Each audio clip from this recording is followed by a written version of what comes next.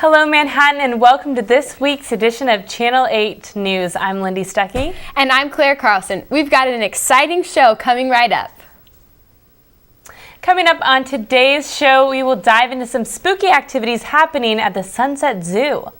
We will also explore local Manhattan areas that might surprise you for having the reputation for being haunted. It's homecoming week once again at Kansas State, and we'll give you some highlights of what's coming up in this week's festivities. All this and more coming up on Channel 8 News, so stay right here. This is Channel 8 News, KKSU LP. For Manhattan and Riley County, from Kansas State University, this is Channel 8 News. Fall seems to be in full swing across the region, which means it's time to trade in those lawnmowers for leaf blowers. Our weatherman, Taylor Lambden, is outside on K-State's campus. Taylor, what's it like out there?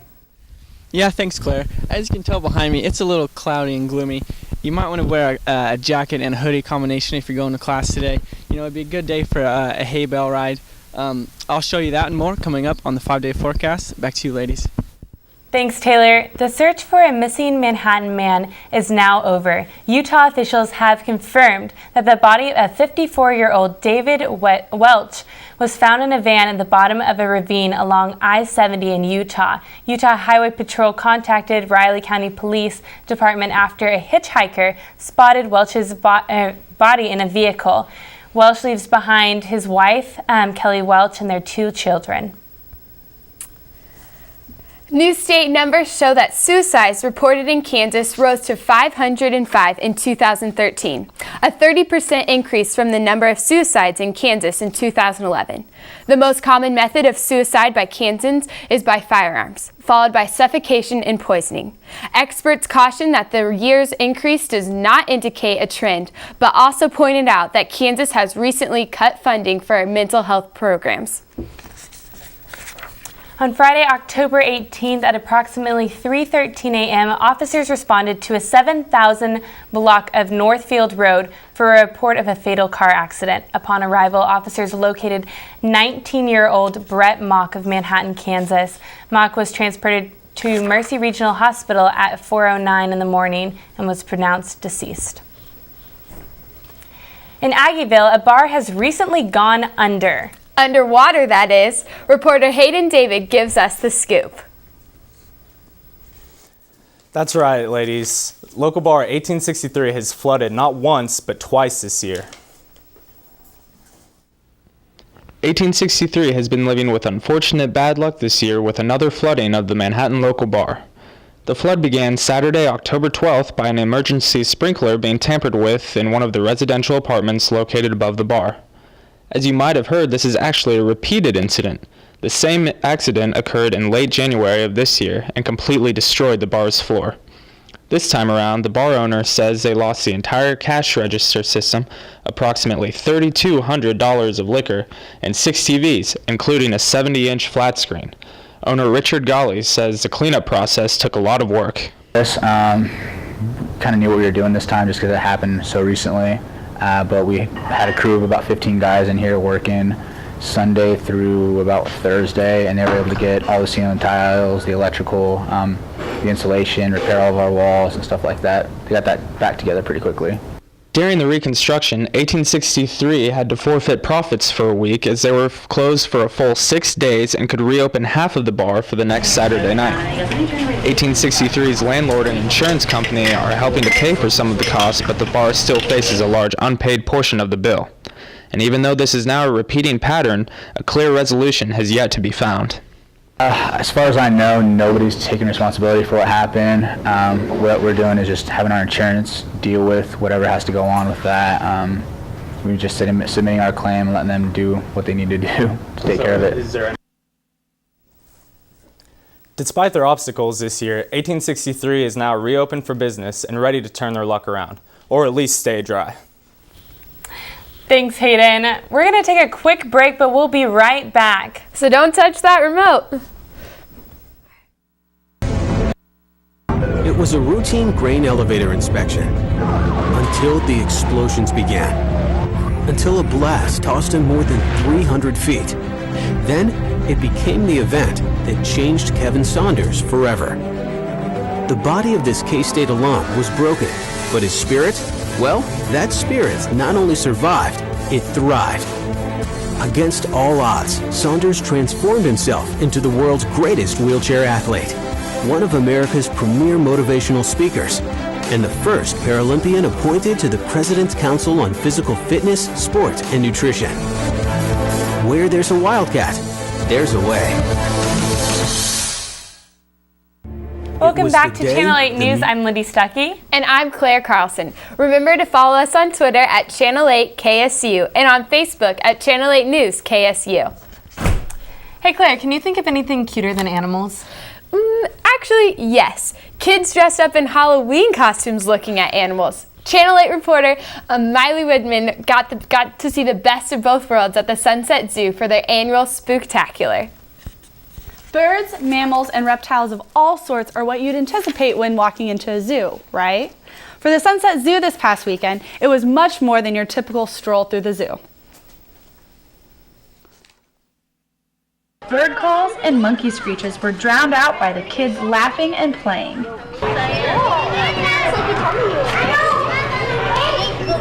The Manhattan Sunset Zoo Spooktacular Extravaganza. I'm Miley Widman with Channel 8. We're here at the Sunset Zoo for their Spooktacular. It's pretty spooky. Pumpkins, hay bales, and costumes were everywhere. Kids and families traveled the paths of the zoo. They were lined not only by the over 250 animals that call the zoo home, but also every kid's dream, candy. Handing candy out by the baskets were Sunset Zoo staff, as well as over 25 local businesses. You want to tell me what you are? I'm a cheetah. And what are you? Harry Potter. In the center of the zoo, at the picnic and playground area, kids adored the hand-carved pumpkins of the zoo's animals made by the K-State's College of Architecture, Planning, and Design students. We got to see cool animals. The nature exploration portion of the zoo is called the Pumpkin Playground. The Witch and Elmo teamed up to make it through the hay bale maze made from over 100 hay bales. For the zoo, this is their biggest event of the year, bringing in kids of all ages. In order to make this spooky experience happen, almost 100 volunteers were essential to their success. So as you can see, Spooktacular isn't near as scary as you'd think. Manhattan continues to love this event year after year as 4,200 community members came out fully dressed for the two-day Halloween event. If you missed this spooky hit this year, don't be scared. It's sure to be back next year. Thanks, Miley. Well, the Sunset Zoo is not the only place in Manhattan getting into the Halloween spirit. The zoo only had the little ghosts and goblins for 2 days, but some Manhattan attractions have ghostly visitors year-round. Our very own reporter Emily Waring hopped on board the haunted trolley just to see how haunted Manhattan truly is. Living in Manhattan for over 3 years, I thought I knew the town pretty well, but I learned that there are some places with some unwelcome visitors. Thrill seekers can hop onto this trolley and enjoy a haunted tour of Manhattan. Driving through the streets of Manhattan, it is not easy to see what haunts the neighborhoods. An old resident had said that she had cleaned her mirror, and after she had cleaned it, there was a handprint that was on the mirror, and she tried to wipe it and get it off. And every time she would try to do that, the handprint would show back up. This is the Haunted Manhattan Trolley Tour.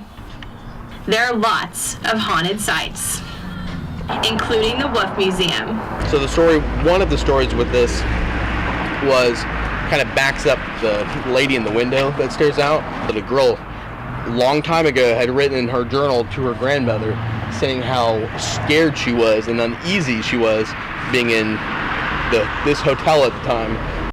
The famous George of Delta Sig. St. Mary's is the old where Lafine is now. Just more history with Manhattan. And when they were in the move, they left a patient. So they had all the beds tucked away in a storage room where George was, and whether that's his name, I really don't know. And he wasn't dying of any wounds, but he died because he was trapped in a room, couldn't get any water, couldn't get any food. And ever since then, George kind of likes to mess with all the frat boys. And one can't tell what lurks just within the darkness. Have any stories? Was there one that stuck out to you the most? George.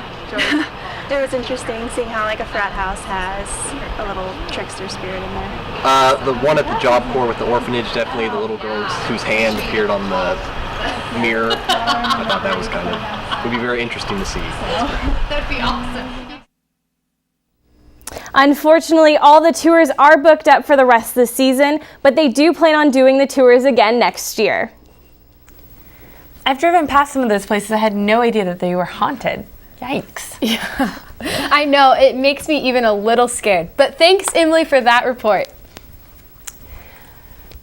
What's your favorite Halloween tradition, Claire? Oh, gosh. It is really fun to answer the door and see all the little kids in their Halloween costume. But have you seen some pretty crazy costumes? Not yet this year, but hopefully in a couple of weeks of Halloween. So. Oh, man. People get pretty creative. I've seen like a 3-hole punch where a guy had like 3 spots on him and then had boxing gloves, and then like blackmail where some people like taped a mail on them and just wore a black shirt. Pretty clever for not spending a lot of money. Well, while some students may be dressing up as their favorite ghost, witch, or vampire for Halloween, others may be dressing up for something a little more scary. Job interviews for life after college. Luckily, K-State Career has now a K-State Career Closet. It's a place where students can provide gently used professional attire free of charge. The Career Closet is currently accepting donations that include suits, slacks, skirts, blouses, ties, and shoes. Clothing items can be dropped off at Holtz Hall from 8 a.m. to 5 p.m. Monday through Friday. I could imagine using that resource for clothing in many different scenarios throughout my college career. But, one place where I probably wouldn't use that, Lindy? Where is that? The rodeo. The Rodeo Club is outside on campus with Channel 8 reporter Shelby Brunk to tell us all about their recent activities. What's going on out there in the world of rodeo, Shelby? Hey guys, we're out here with Sage Henderson, president of the Rodeo Club here at K-State. Sage, can you just tell us a little bit about what the Rodeo Club does?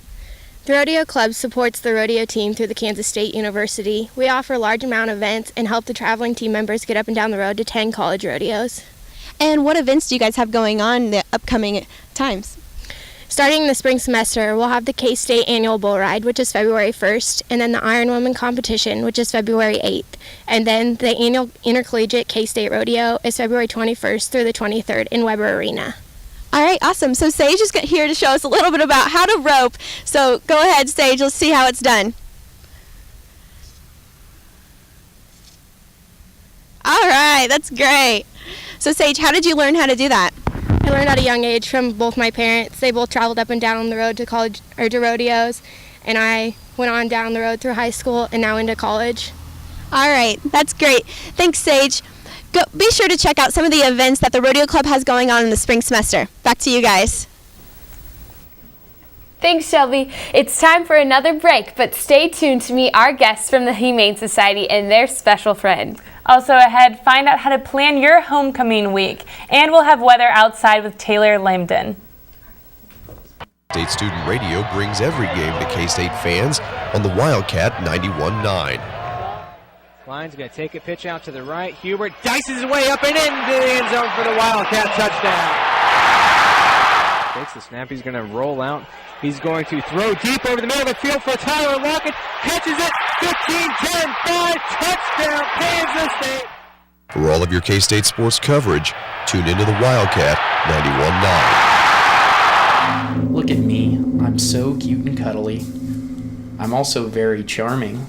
I'll tell you what you want to hear and sweep you off your feet. I'm also spontaneous, maybe a little erratic at times. I take risks most people wouldn't, but that makes me fun. I'm also very persuasive. I can convince you to do something you'd never dream of doing. And you'll love my stories. I usually stretch the truth a little bit, but you'll believe me because I'm such a good liar. I'm never wrong, and I never feel guilty. I always win, but just look how cute and innocent I look. I can fool you, your parents. I can even fool your friends.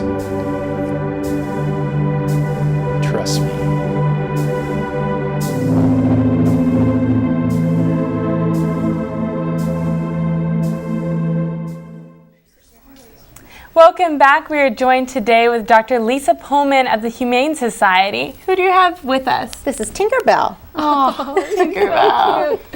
Is Tinkerbell up for adoption, or? Yeah, she will be very soon. We got her, she was a stray, and so she was very thin when she was picked up.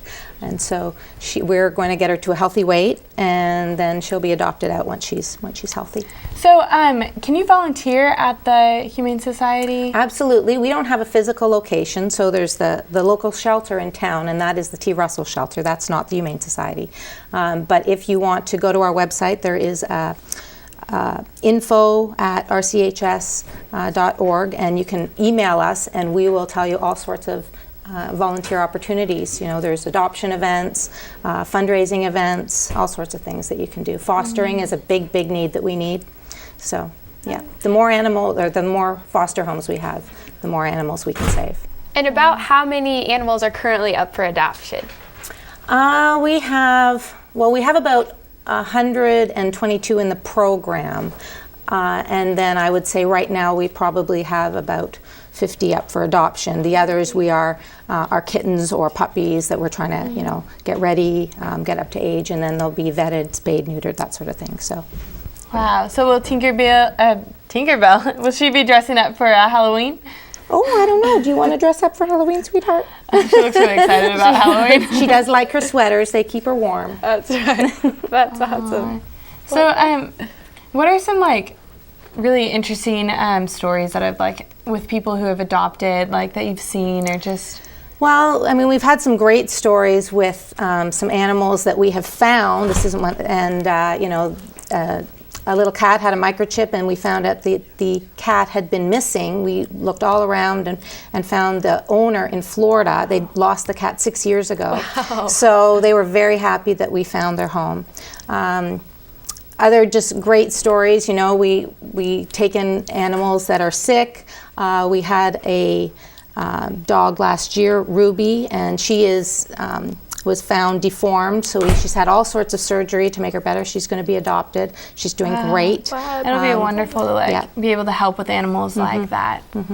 Great. Thanks so much for bringing her in and talking about that. Yeah. Kansas State University's prestigious and nationally recognized Land and Lecture Series presented 6 past U.S. Secretaries of Agriculture. Channel 8's Shelby Brunk has more with us to discuss what happened on this part of campus. Hey guys, the secretaries opened up about recent issues that regard K-State students and their specific ag majors. It was great to see some information that hit so close to home. These 6 secretaries held office in Washington for 19 years. They were all former U.S. Secretaries of Agriculture and recently spoke at the Land and Lecture Series. Good evening, and welcome to the 163rd Land and Lecture on Public Affairs. During the Q&A format, Mike Johans, Ann Veneman, Dan Glickman, Ed Schaefer, Mike Espy, and John Block talked about issues that concern Kansas State Ag students, ranging from hunger and obesity to research and development. Each secretary had experiences and thoughts on current issues to share, while also keeping the crowd engaged with their humor and optimism. And I've just got to tell you, I think we're going to have a farm bill. I think we will. I mean, we have to. I think everyone there understands that we have to have, the right market signals or predictability and security. I think, wisdom is going to prevail, and we're going to do it. But it's not going to be easy. Somehow, we've got to make sure that we rely on science, not on somebody's whim. And if we're going to feed the world, we're going to have to raise a big crop in a lot of places, not just in Illinois and Kansas. There is no SB reassured students that the recent changes in agriculture will not be easy, but is something that students entering the ag industry should push for. Right now, most of the With recent agriculture issues being a hot topic, senior in agriculture technology Nathan Simons felt that the presence of the past ag secretaries at K-State is something that keeps students in the know. Like I said, guys, it was great to have students reassured about when they're entering in the ag majors and having those secretaries talk about recent issues that got students hopeful again once they enter in the industry. Back to you guys. Thanks, Shelby, for the report. It's good to know that Kansas is a cornerstone in such a progressing industry.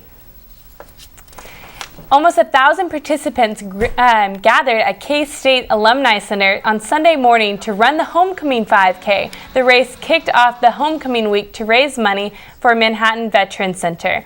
The run took place around the K-State campus.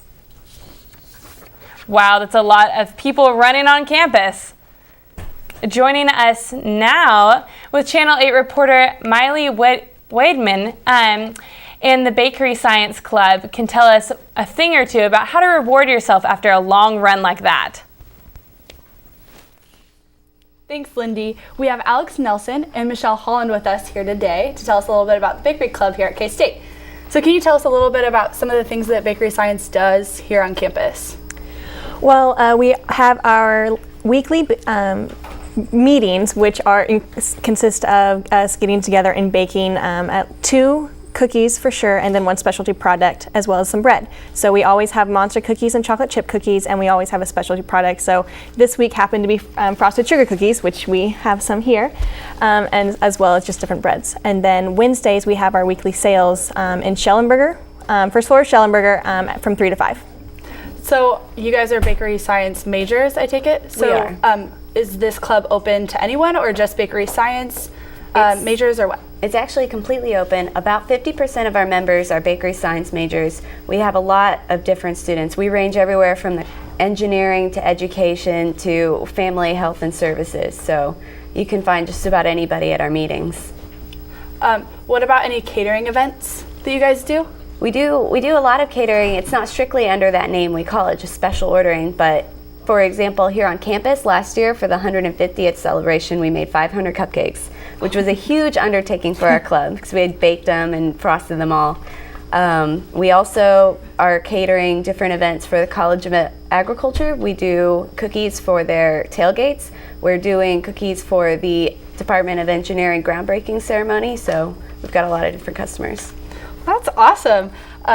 So your guys' fall treat today is the frosted sugar cookies, and for our viewers at home, you guys can get their recipe on our Facebook page. Back to you guys. Well, we're going to toss it to a quick break, but we'll be right back. The facilities and academic programs that are being developed. K-State Olathe offers a unique opportunity for scientists from industry and academia to work side by side, focused on addressing real-life issues and training the workforce. Progress is being achieved. K-State Olathe, now open for business. Who is going to help safely feed 9 billion people in the year 2050? Who will design sustainable cities that can flourish? Who is going to shed light on dark matter and origins of the universe? Where will we teach the scientists who will engineer our future? At one of the world's top research universities, Kansas State University. Hello and welcome back. We have Taylor here to talk about some weather. Taylor, how's it looking out there? Oh, it's a little gloomy outside. Let's take a quick look outside for us. Take a shot outside. That was so fast. All right, yeah, it's a little gloomy outside. As you can tell, it's not the best of weather to be outside. Let's look at the national weather here. All right, we have on the western part of Kansas, it's a little sunny, kind of where I would like to be nowadays. Los Angeles, we have a high of 80. Salt Lake City, we have a high of 68, keeping it warm over there. Here in Manhattan, we're starting to get a little 67, getting a little chilly. It's better than what it has been here recently, though. Up in the northeast and southeast, we have a little bit of rain. It's a little chilly outside. Let's take a look at the Kansas map real fast. All right, in Dodge City, like I said, in western Kansas, it's getting a little warmer over here. It's set high of 74, low of 38 for today. Up in Topeka and Salina over here in Manhattan, it's high 60s, low 70s type of weather for us. Here in the 5-day forecast, here in Manhattan, we have a high of 67, just like I've been saying. Low of 38. Thursday, it's going to get a little sunnier. It's going to be a little colder, but at least the sun will be shining for everybody. Let's see, Friday, we have a high of 59, low of 31, partly cloudy, or mostly sunny. I'm sorry about that. It's going to be a nice day for us. Let's go to Saturday over here. We have a high of 60s, partly cloudy, It's going to be a chance of rain 20%, so you might want to take a weather coat or a jacket with you if you go anywhere. Let's go on Sunday. It's going to be a high of 67. It's going to be nice, perfect weather for you. If you want to go out and have a picnic, it's probably be the day to do it because we won't have too much sun for the rest of the year. And that's about it. So let's take it back to you, ladies. Thanks, Taylor. Now we're going to kick it over to sports with our reporter, Katie Ellensworth.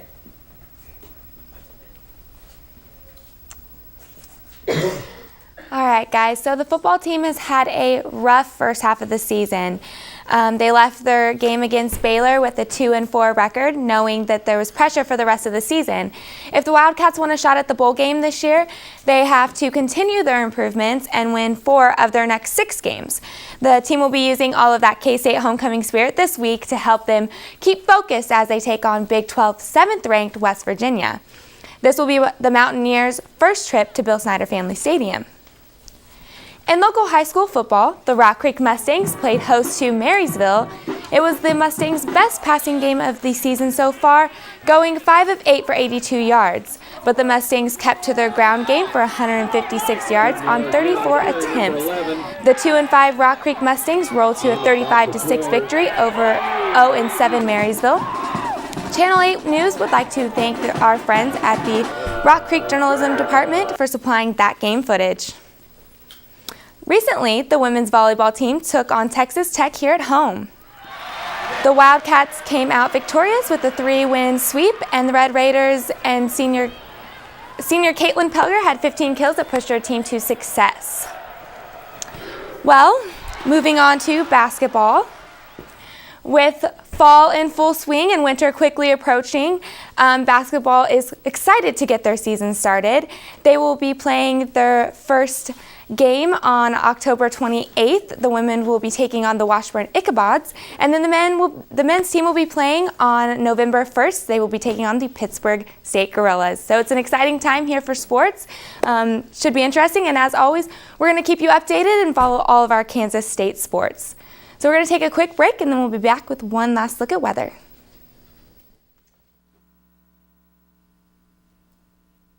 Well, welcome back. We know that it's been homecoming week, and homecoming week has been pretty exciting. I mean, for us, we're participating in some of the activities there. One of the activities is Pant the Chant, and what else is happening this week? There's Paint the Bill. Wildcat Request Live going on tonight, and we have a big parade on Friday, so yeah. So good luck with all of your homecoming endeavors. If you guys are in any homecoming activities, I hope to see you out there. We'll give you a full report next week on what that looks like. So enjoy your week. So from all of us here, thank you so much for joining us for another week of Channel 8 News.